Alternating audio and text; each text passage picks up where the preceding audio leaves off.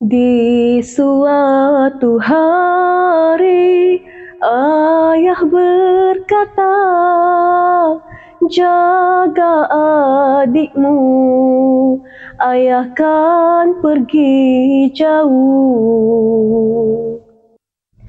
Lelaki pertama yang menyayangi kita, yang merelakan hidupnya untuk menjaga kita, yang menghabiskan waktunya demi kebahagiaan kita, sosok itu adalah ayah.